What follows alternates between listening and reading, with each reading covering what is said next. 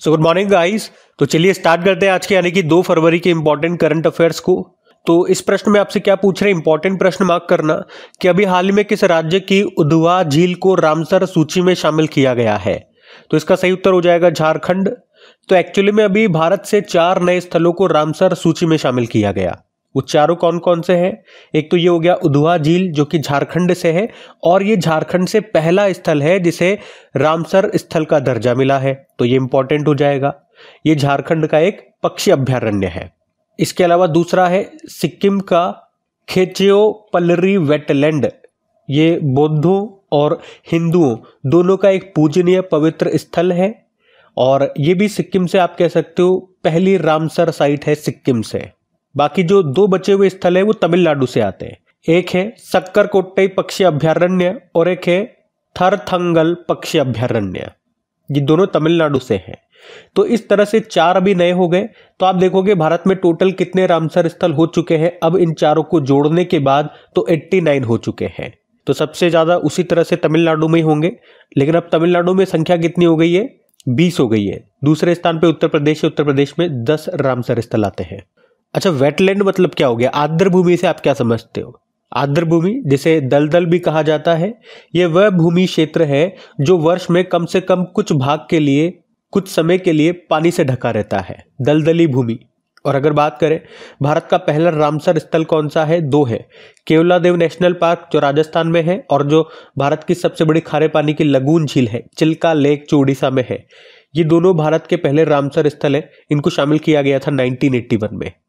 सबसे ज्यादा रामसर स्थल मैंने आपको बता दिया तमिलनाडु में आपको मिलेंगे, अब 20 हो गई है इनकी संख्या। सबसे बड़ा रामसर स्थल पूछोगे तो पश्चिम बंगाल का सुंदरबन है, और सबसे छोटा पूछोगे एरिया वाइज तो हिमाचल प्रदेश में रेणुका है। और अभी कुछ दिन पहले हमने पढ़ा था उदयपुर और इंदौर वेटलैंड मान्यता प्राप्त शहरों की सूची में शामिल हुए थे। और आपको याद है रामसर, ये ईरान में एक शहर है रामसर, जहां पर आर्द्र भूमियों के संरक्षण के लिए कन्वेंशन हुआ था, सम्मेलन हुआ था। कब? 2 फरवरी 1971 1971 को। इसीलिए तो हम हर साल 2 फरवरी को वर्ल्ड वेटलैंड डे, विश्व आर्द्र भूमि दिवस के रूप में मनाते हैं। और भारत ने 1 फरवरी 1982 1982 को रामसर कन्वेंशन पर हस्ताक्षर किए थे। ये पॉइंट भी याद रखना। और एक प्रश्न मैंने आपसे पूछा था कि भारत की आर्द्र भूमि को कितने भागों में बांटा जाता है, क्योंकि ये प्रश्न एग्जाम में आया था। तो उस वक्त जब मैंने आप लोगों से पूछा था लास्ट टाइम, आप इसमें से शायद किसी ने भी उत्तर नहीं दिया था। तो अभी उत्तर मैं आपको बताता हूं। इसका उत्तर हो जाएगा 8। भारत की आर्द्र भूमियों को 8 भागों में बांटा जाता है। अब कौन कौन से वो 8 भाग हैं इसके बारे में थोड़ा डिटेल अलग हो जाएगा करंट अफेयर से पार्ट ये हटके। वो हम हमारी जो PYQ वाली सीरीज है वहां पे इसको सॉल्व करेंगे, तब मैं आपको बताऊंगा। अभी जो करंट वाला पार्ट था और जो स्टैटिक पार्ट थे वो मैंने सारे आपको करवा दिए, इनको ध्यान में रखना है। अगला प्रश्न देखते हैं, इंपॉर्टेंट प्रश्न मार्क कर लेना इसको। फिर अगला प्रश्न क्या पूछ रहा है? अगला प्रश्न भी इंपॉर्टेंट है कि अभी हाल ही में पॉली उमरिगर पुरस्कार से किसे सम्मानित किया गया। तो सही उत्तर हो जाएगा जसप्रीत बुमराह को। तो अभी BCCI ने 2025 के लिए अपने वार्षिक पुरस्कारों की घोषणा कर दी है। तो इसमें जो इंपॉर्टेंट अवार्ड्स है वो मैं आपको बता रहा हूं। वैसे तो बहुत सारी लिस्ट है, बहुत लंबी लिस्ट है। तो एक तो ये याद रखना, पॉली उमरिगर पुरस्कार, सर्वश्रेष्ठ अंतरराष्ट्रीय पुरुष क्रिकेटर को यह पुरस्कार दिया जाता है, पॉली उमरिगर पुरस्कार। तो किसे मिला? जसप्रीत बुमराह को मिला है। जसप्रीत बुमराह, अभी ये नाम बहुत न्यूज में है, बहुत सारे पुरस्कार इनको मिले हैं। 2-3 मैं आपको बताऊंगा, वो आप याद रखना। पहले इसमें और अवार्ड्स देख लेते हैं फिर बताता हूं। एक तो ये पॉली उमरिगर हो गया। इसके अलावा colonel CK Naidu life time achievement award दिया गया सचिन तेंदुलकर को। सर्वश्रेष्ठ महिला अंतरराष्ट्रीय क्रिकेटर चुना गया स्मृति मंधाना को। BCCI स्पेशल अवार्ड मिला R अश्विन को। और वनडे में सर्वाधिक रन बनाने वाली महिला खिलाड़ी ये स्मृति मंधाना है, जबकि वनडे में सर्वाधिक विकेट लेने वाली महिला खिलाड़ी दीप्ति शर्मा है। तो इन अवार्ड्स में ये 4-5 इंपॉर्टेंट पॉइंट्स हैं, ये पुरस्कार हैं, अवार्ड्स हैं, ये मैंने आपको बताया, ध्यान में रखना। अब मैं आपको बताता हूं जसप्रीत बुमराह और स्मृति मंधाना का नाम आपको क्यों याद रखना है। अभी जो ICC अवार्ड्स की घोषणा हुई थी उसमें भी 2 पुरस्कार जसप्रीत बुमराह को मिले। कौन से? एक तो उनको वहां पे सर गारफील्ड सोबर्स ट्रॉफी मिली थी जो दी जाती है ICC men's cricketer of the year को। तो जसप्रीत बुमराह उनको चुना गया। अभी मैं केवल जसप्रीत के बारे में बात कर रहा हूं, बाकी और की चर्चा नहीं कर रहा हूं, है ना। तो एक तो आप देखोगे ये क्रिकेटर ऑफ द ईयर पुरुषों में जसप्रीत बुमराह चुने गए। उसके अलावा men's test cricketer of the year भी चुने गए थे जसप्रीत बुमराह। तो वहां पे 2 अवार्ड मिल गए। एक स्मृति मंदाना का नाम भी था क्या? हाँ, ये रहा। ODI cricketer of the year में महिलाओं में चुना गया था स्मृति मंदाना को, तो ये भी आपको ध्यान रखना है। बीसीसीआई अवार्ड्स, आईसीसी अवार्ड्स, दोनों जगह इनके नाम है, तो दोनों आपको ध्यान रखने पड़ेंगे। बाकी बीसीसीआई अवार्ड्स की हमने बात की थी, तो बीसीसीआई मतलब board of control for cricket in India, स्थापना होती है 1928 में, हेडक्वार्टर मुंबई में मिल जाएगा। इसके सचिव सेक्रेटरी है देवजीत सेकिया। वर्तमान में प्रेसिडेंट है रोजर बेन्नी। पहले प्रेसिडेंट का नाम एग्जाम में आ चुका है, आर.ई. ग्रांट गोवन। अभी एंटी करप्शन यूनिट का चीफ बनाया शरद कुमार को। उत्कृष्ट केंद्र कहाँ पे खोला गया? बेंगलुरु में। एक बुक आई थी on board my years in BCCI, Ratnakar Shetty ने लिखी। ये बीसीसीआई के पहले चीफ एडमिनिस्ट्रेटिव ऑफिसर है। बीसीसीआई के लोकपाल बने अरुण मिश्रा। भारत के लोकपाल कौन है वैसे? अजय माणिकराव खानविलकर हैं, जो दूसरे नंबर के हैं। तो ये सब ध्यान में रखना। अगला प्रश्न देखते हैं। फिर अगले में पूछ रहे, अभी हाल ही में सोनम लोसार त्योहार ये मनाया गया, ये किस समुदाय के द्वारा मनाया जाता है? तो आंसर हो जाएगा तमांग समुदाय। तो हर साल ये त्योहार नेपाल में तमांग समुदाय के द्वारा नए साल के तौर पर मनाया जाता है। भारत में इसे सिक्किम और दार्जिलिंग में मनाया जाता है। तो हिंदू कैलेंडर के अनुसार इसे मेघ शुक्ल प्रतिपदा में मनाया जाता है, जो आमतौर पर जनवरी या फरवरी में आता है। तो ये जो त्योहार है फसल कटाई के बाद होता है। क्या नाम है? सोनम लोसार फेस्टिवल, याद रखेंगे।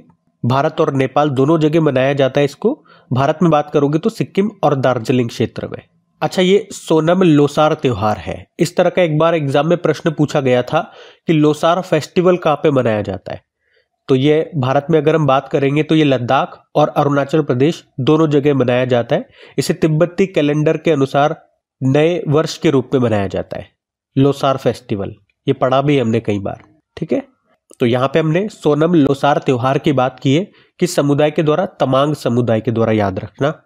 बाकी कुछ और इंपॉर्टेंट फेस्टिवल्स में आपको रिवाइज कराता हूँ। चलो देखो, अभी जल्लीकट्टू महोत्सव मनाया गया था। कहाँ पे? जल्लीकट्टू, जिसमें बेल की दौड़ नहीं होती, बेल को कंट्रोल करना होता है, तमिलनाडु में। कंबाला उत्सव में भैंसों की दौड़ होती है, ये बेंगलुरु में होता है। और गडीमाई फेस्टिवल नेपाल में होता है। कनुमा महोत्सव तेलंगाना में होता है। परशुराम कुंड मेला भी हुआ था अरुणाचल प्रदेश में। मेदवेत महोत्सव टोडा जनजाति के द्वारा मनाया जाता है तमिलनाडु में, और ये कहाँ निवास करती है? नीलगिरी पहाड़ियों में निवास करती है। ये प्रश्न एग्जाम में आया था। छठा अंतर्राष्ट्रीय बाजरा महोत्सव अभी बेंगलुरु में हुआ। पश्मीना महोत्सव नेपाल में। अंतर्राष्ट्रीय सरस्वती महोत्सव हरियाणा में। पांगसाउ पास अंतर्राष्ट्रीय महोत्सव अरुणाचल प्रदेश में। भारत का सबसे पुराना पुस्तक मेला बोई मेला कहाँ पे लगा? कोलकाता में, जिसमें थीम कंट्री जर्मनी है। 2025 में जो मैड्रिड इंटरनेशनल बुक फेयर होगा उसमें भारत थीम कंट्री के रूप में पार्टिसिपेट करेगा। अभी नागोबा जात्रा त्योहार गोंड जनजाति के द्वारा मनाया गया। कहाँ मनाया जाता है? तेलंगाना में। तो ये भी 2025 वाले इंपॉर्टेंट जो फेस्टिवल्स न्यूज में थे, लगभग 13 इंपॉर्टेंट फेस्टिवल्स हमने पढ़ लिए इस महीने में, तो ध्यान रखना। सारे हमने रिवाइज कर लिए। अगला प्रश्न पढ़ते हैं। फिर अगले में पूछ रहे कि अभी मार्च 2025 में ब्रिक्स युवा उद्यमिता सम्मेलन की मेजबानी कौन सा देश करेगा? तो सही उत्तर हो जाएगा भारत। तो भारत ये 3 से लेकर 7 मार्च 2025 तक ब्रिक्स युवा परिषद उद्यमिता कार्य समूह की बैठक की मेजबानी करेगा, जिसमें सतत विकास के लिए युवा उद्यमिता पर ध्यान केंद्रित किया जाएगा। इसका आयोजन यहाँ पे युवा मामले व खेल मंत्रालय के द्वारा किया जाएगा। थीम भी है सतत विकास के लिए युवा उद्यमिता। अच्छा, ये ब्रिक्स युवा परिषद उद्यमिता कार्य समूह बैठक का मुख्य उद्देश्य क्या है? तो युवा उद्यमियों के बीच अंतर्राष्ट्रीय सहयोग को बढ़ावा देना और ब्रिक्स देशों के भीतर नए अवसर पैदा करना। अच्छा, वैसे आपको पता है ब्रिक्स 2024 में जो इसकी 16वीं बैठक हुई थी उसकी अध्यक्षता की थी रशिया ने, और 2025 में ब्रिक्स समिट को होस्ट कर रहा है, जो कि इसका 17वां नंबर का बैठक होगा, 17th सत्र होगा। कहाँ पे? ब्राजील में। ब्रिक्स की बात करते हैं तो ब्रिक्स में भी नए नए तरह के प्रश्न बन सकते हैं। पहले तो आप ये याद रखना, इसकी जो पहली बैठक हुई थी 2009 में हुई थी यकिंतबर्ग रशिया में, और 2010 में फिर साउथ अफ्रीका इसमें शामिल हो गया था, तो इसका पूरा नाम हो गया था ब्रिक्स। ब्रिक्स मतलब इसमें पहले ब्राजील, रशिया, इंडिया, चाइना थे। 2010 में एस आ गया, यानी कि साउथ अफ्रीका आ गया। फिर हमने देखा 2024 में इसमें 4 नए मेंबर बन गए। वैसे तो 6 मेंबर शामिल हुए थे होने में तो, लेकिन अर्जेंटीना में नई सरकार बन गई थी, उन्होंने मना कर दिया था। एक सऊदी अरब है, सऊदी अरब ने लास्ट तक मोमेंट में मना कर दिया शामिल होने से, तो फाइनली 4 देश शामिल हुए थे, यूएई, ईरान, इजिप्ट और इथोपिया। तो उस तरह से उसमें 9 मेंबर हो गए, और अभी 2025 में इसका 10वां सदस्य बन गया कौन सा? इंडोनेशिया। 10वां सदस्य है, याद रखना, 11वां नहीं है। और अभी कुछ दिन पहले हमने पढ़ा था ब्रिक्स ग्रुप का नया पार्टनर स्टेट कौन सा बन गया, भागीदार देश? तो वो नाइजीरिया बना था। ठीक है। और अभी हमने प्रश्न में क्या पढ़ा कि इस साल मार्च में ब्रिक्स युवा उद्यमिता सम्मेलन की मेजबानी ये भारत करेगा, ये भी आपको ध्यान रखना है। अगला प्रश्न देखते हैं। फिर अगले में पूछ रहे अभी हाल ही में ऑन्कोसेरसियासिस को खत्म करने वाला पहला अफ्रीकी देश कौन सा बन गया है? तो उत्तर होगा नाइजर। तो अभी वर्ल्ड हेल्थ ऑर्गेनाइजेशन ने घोषणा की है कि नाइजर ये अफ्रीकी क्षेत्र का पहला देश बन गया है जिसने आधिकारिक तौर पर ऑफिशियली ऑन्कोसेरसियासिस को खत्म कर दिया है। क्या है ये ऑन्कोसेरसियासिस? तो इसे रिवर ब्लाइंडनेस के नाम से भी जानते हैं। ये संक्रमित ब्लैक फ्लाई के काटने से होने वाला परजीवी रोग है जिससे अंधापन हो सकता है, ब्लाइंडनेस। ये है ऑन्कोसेरसियासिस। तो अब नाइजर इस बीमारी को खत्म करने में कोलंबिया, इक्वेडोर और ग्वाटेमाला और मेक्सिको के साथ शामिल हो गया है। अच्छा, अगर पूछे ना कि वर्ल्ड हेल्थ ऑर्गेनाइजेशन ने ऑन्कोसेरसियासिस नियंत्रण कार्यक्रम कब शुरू किया था? 1976 में। किससे होता है ये? मैंने आपको बताया, संक्रमित ब्लैक फ्लाई के काटने से होता है। अभी याद हो तो हमने कुछ दिन पहले ही पढ़ा था, जॉर्जिया ये मलेरिया मुक्त हो गया है। मलेरिया मुक्त होने वाला विश्व का ये 45वां देश बना। उससे पहले हमने पढ़ा था कि भारत ट्रैकोमा मुक्त हो गया, जॉर्डन कुष्ठ रोग मुक्त, लेप्रोसी फ्री कंट्री हो गया जॉर्डन। और अब हम पढ़ रहे कि अफ्रीकी देश नाइजर ये पहला देश बन गया ऑन्कोसेरसियासिस से मुक्त होने वाला, उसको खत्म करने वाला। ठीक है, ये ध्यान रखना, इंपॉर्टेंट प्रश्न रहेगा। नाइजर की स्टैटिक भी देख लेते हैं। तो देखो, नाइजर की कैपिटल नियामे होती है, करेंसी है वेस्ट अफ्रीकन CFA फ्रैंक। और आपको याद होना चाहिए नाइजर अभी न्यूज में था, पिछले साल नवंबर की ये बात है। मोदी जी को नाइजर का सर्वोच्च सम्मान मिला था जिसको कहते हैं grand commander of the order of niger. ठीक है, तो ध्यान में रखना ये। अगला प्रश्न देखते हैं। फिर अगले में पूछ रहे कि हाल ही में भारतीय रेलवे ने रेलवे सेवाओं को एक ही प्लेटफॉर्म पर एकीकृत करने के लिए अभी कौन सा ऐप लॉन्च किया है? तो सही उत्तर हो जाएगा स्वरेल। तो अभी रेल मंत्रालय ने कई रेलवे सेवाओं को एक ही प्लेटफॉर्म पर उपलब्ध कराने के लिए स्वरेल सुपर एप्लीकेशन को लॉन्च किया है। तो यहां पर आपको जितनी भी रेलवे सेवाएं हैं, रेलवे सर्विसेज है, वो एक ही प्लेटफॉर्म पर उपलब्ध हो जाएगी। आपको अलग अलग एप्लीकेशन को डाउनलोड करने की जरूरत नहीं होगी।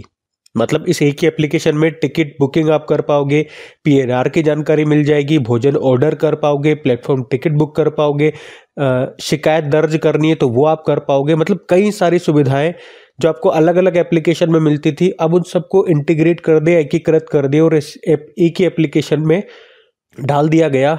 यह है स्वरेल सुपर ऐप। तो ये आपको याद रखना है।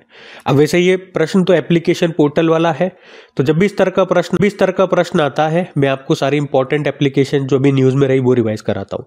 लेकिन आज मैं नहीं कराऊंगा क्योंकि इस तरह का प्रश्न भी एक आध दिन पहले भी आया था, तब मैंने आपको सारा रिवाइज करवाया था। तो आज एक काम करता हूँ, रेलवे से संबंधित क्या क्या प्रश्न बने हैं वो मैं आपको रिवाइज कराता हूँ। तो एक तो ये याद रखना, हमारे रेलवे बोर्ड के नए अध्यक्ष और CEO कौन बने थे? सतीश कुमार बने थे। दुनिया की पहली high speed carbon fibre train बनाई अभी चाइना ने। वैसे दुनिया की पहली सेल्फ ड्राइविंग ट्रेन लॉन्च की थी जर्मनी ने। और दुनिया का पहला हाइड्रोजन संचालित ट्रेन ये भी जर्मनी ने चलाया था। और एशिया की पहली हाइड्रोजन संचालित ट्रेन शुरू की चीन ने। दक्षिण पूर्व एशिया की पहली high speed railway whoosh launch की थी इंडोनेशिया ने। देश की पहली semi high speed regional rail service का नाम नमो भारत है, पहले इसका नाम रैपिडेक्स हुआ करता था। अभी सऊदी अरब की पहली लग्जरी ट्रेन लॉन्च हुई थी, उसका नाम ड्रीम ऑफ द डेजर्ट है, सऊदी अरब की, याद रखना। और मोदी जी ने अभी भारत की पहली वंदे मेट्रो रेल सेवा कहाँ शुरू की थी? गुजरात के भुज रेलवे स्टेशन से शुरू किया था और इसका नाम भी बदल दिया था, नमो भारत रैपिड रेल कर दिया। और अभी शेतकारी समृद्धि किसान स्पेशल ट्रेन शुरू की गई थी महाराष्ट्र के देवलाली से बिहार के दानापुर तक।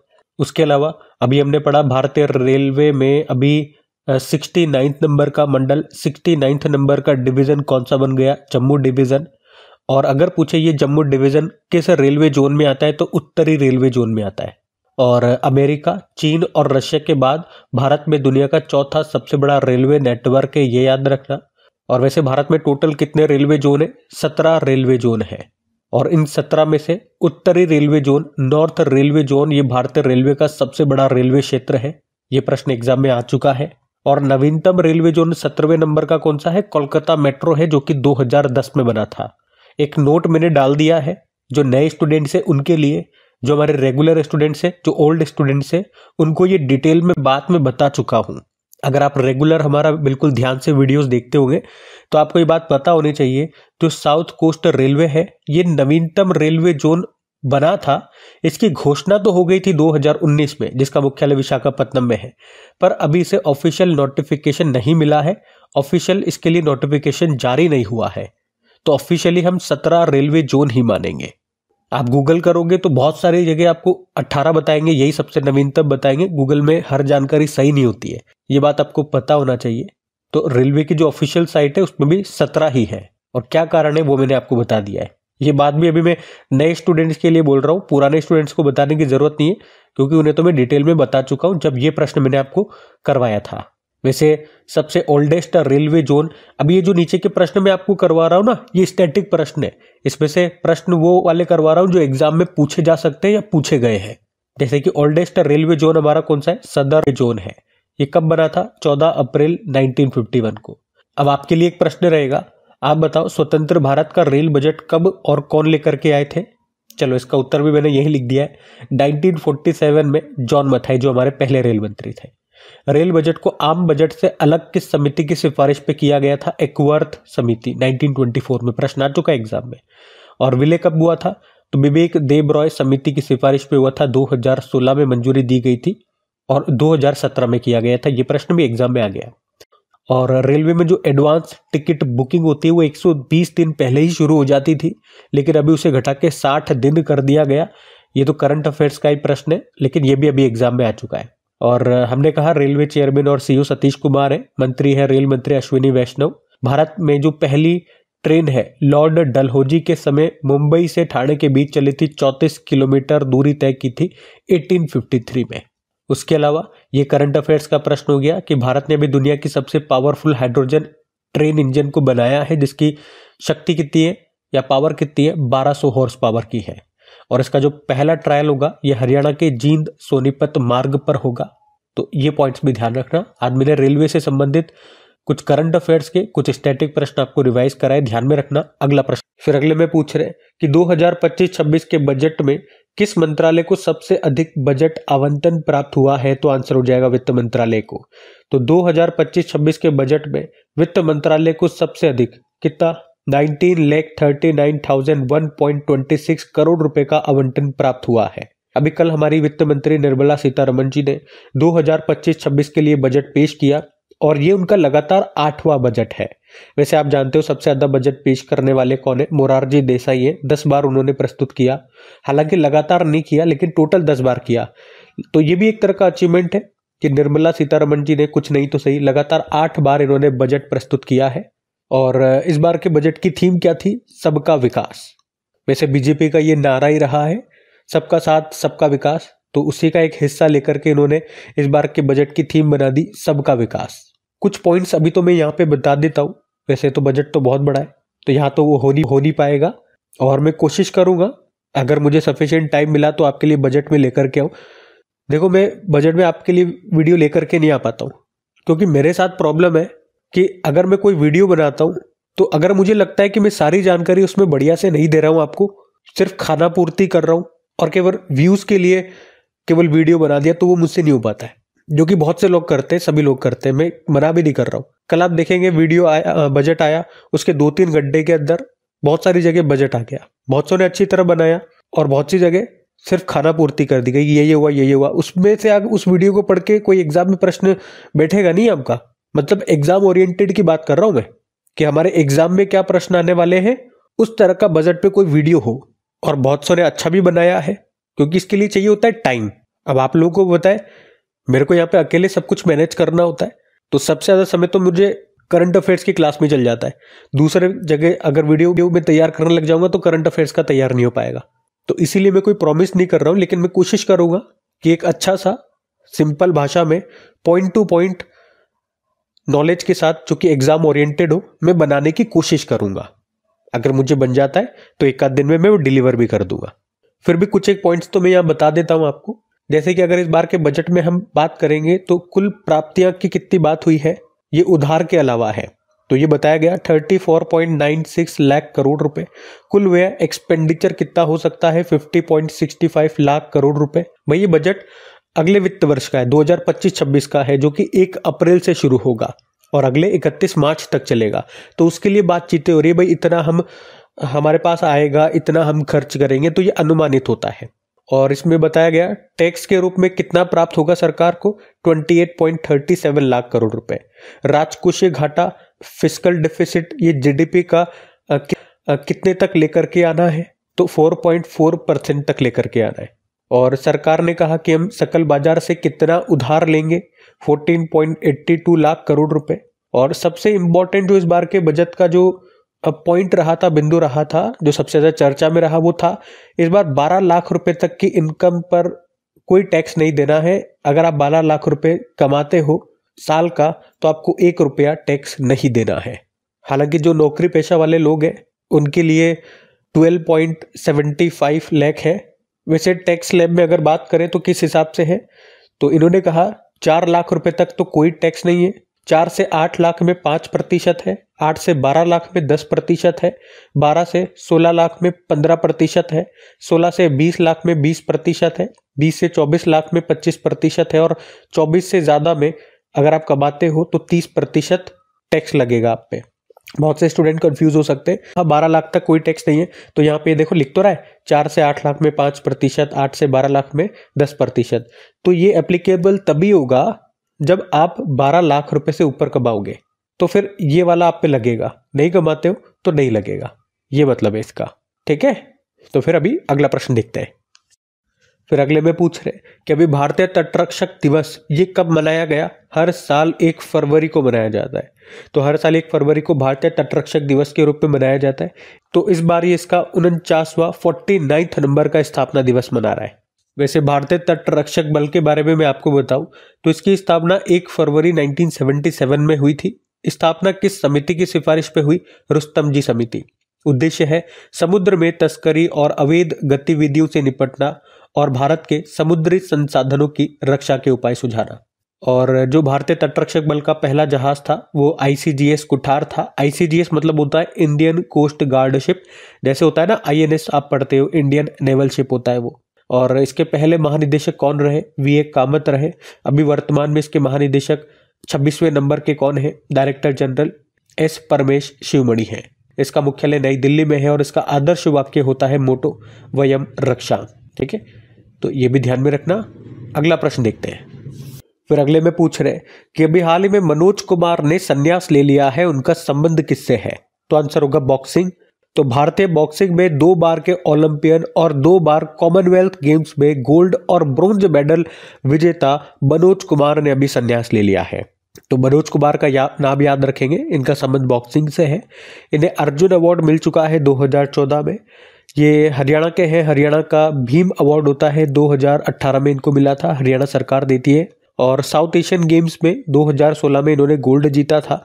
कॉमनवेल्थ गेम्स 2010 में इन्होंने गोल्ड जीता था। हालांकि अभी संन्यास ले लिया। तो इतना ही आपको याद रखना है, मनोज कुमार का संबंध किससे है, बॉक्सिंग से है। ठीक है, अगला प्रश्न देखते हैं। फिर अगले में पूछ रहे हाल ही में Indian renaissance the Modi decade नाम की बुक को अभी किसने लॉन्च किया, तो आंसर होगा अमित शाह। हमारे गृह मंत्री हैं अमित शाह, और अभी इन्होंने ही Indian renaissance the Modi decade नाम की बुक को लॉन्च किया है। इस किताब को डॉक्टर ऐश्वर्या पंडित के द्वारा लिखा गया है। इस किताब में 27 प्रतिष्ठित लेखकों के लेख शामिल हैं। और ये जो बुक है ये 2014 से लेकर 2024 के दौरान प्रधानमंत्री नरेंद्र मोदी के नेतृत्व में भारत के राजनीतिक, आर्थिक, सामाजिक और सांस्कृतिक परिवर्तन पर आधारित है। अब बुक वाला प्रश्न है, तो आ जाओ कुछ इंपॉर्टेंट बुक्स में आपको रिवाइज करवा दूं। एक तो आपको याद होगा एक बुक आई थी छौंक on food economics and society, इसको अभिजीत बनर्जी ने लिखा। और जो पैरा एथलीट है दीपा मलिक, इनकी ऑटोबायोग्राफी आई है bring it on. Syed Kirmani की ऑटोबायोग्राफी है स्टम्प्ड। ये 1983 वर्ल्ड कप विजेता टीम में विकेट कीपर थे। और एक बुक है Jammu Kashmir and Ladakh through the ages, इसको अमित शाह ने अभी लॉन्च किया। हाउ इंडिया स्केल्ड G20 इस बुक को लिखा अमिताभ कांत ने। Parliament powers function and privileges इसको लिखा के.एस. चौहान ने। The world after Gaza Pankaj Mishra ने लिखा। और Soumitra Chatterjee and his world इस बुक को लिखा संघमित्रा चक्रवर्ती ने।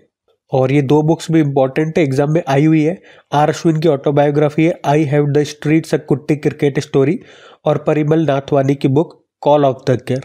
ठीक है, ये सारी इंपॉर्टेंट और लेटेस्ट बुक मैंने आपको अभी रिवाइज कराई, ध्यान में रखना। बाकी ये थी आज की आपकी करंट अफेयर्स की क्लास।